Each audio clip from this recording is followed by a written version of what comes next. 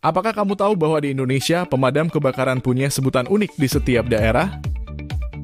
Yuk ikuti kisah seru dan heroik para pahlawan api dari berbagai wilayah Indonesia. Jangan sampai ketinggalan karena di akhir video ini kamu akan menemukan fakta mengejutkan yang belum pernah kamu dengar. Pertama, kita mulai dari ibu kota tercinta, Jakarta. Di sini pemadam kebakaran dikenal dengan sebutan Damkar, singkatan dari Dinas Pemadam Kebakaran. Tahukah kamu Jakarta memiliki salah satu armada pemadam kebakaran terlengkap di Indonesia? Dari kendaraan besar hingga alat penyelamat canggih, semuanya ada di sini. Di masa kolonial, mereka disebut brandweer dari bahasa Belanda brandweer.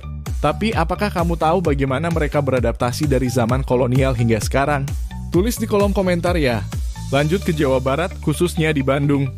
Meskipun sebutannya sama Damkar, tapi semangat mereka berbeda. Di Bandung, pemadam kebakaran bukan hanya memadamkan api, tapi juga bagian penting dari budaya lokal.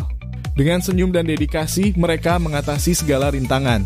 Pernahkah kamu bayangkan bagaimana mereka berlatih keras untuk menjaga Kota Kembang tetap aman? Bergerak ke Sumatera Utara, tepatnya Medan. Di sini mereka dikenal sebagai petugas pemadam kebakaran atau singkatnya PMK. Medan terkenal dengan tantangan kebakaran hutan yang besar. Bayangkan saat kamu tidur nyenyak, para PMK ini berjuang melawan api di tengah hutan.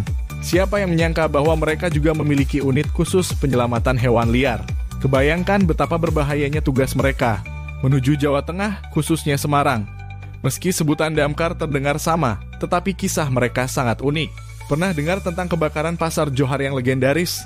Para pahlawan Damkar Semarang berjuang tanpa henti, tidak hanya melawan api, tapi juga menghadapi tantangan teknis yang rumit. Bagaimana mereka bisa tetap tenang di tengah kepanikan ya?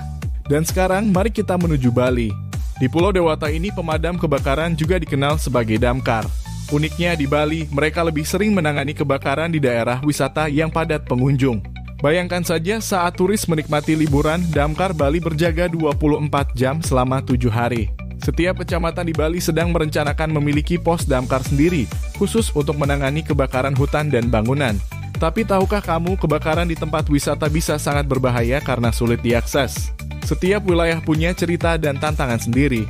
Jangan kemana-mana karena di bagian kedua kita akan mengungkap lebih banyak kisah menarik dan heroik dari para pahlawan api di seluruh Indonesia. Dan di akhir bagian kedua akan ada fakta yang benar-benar akan mengejutkan kamu. Stay tuned!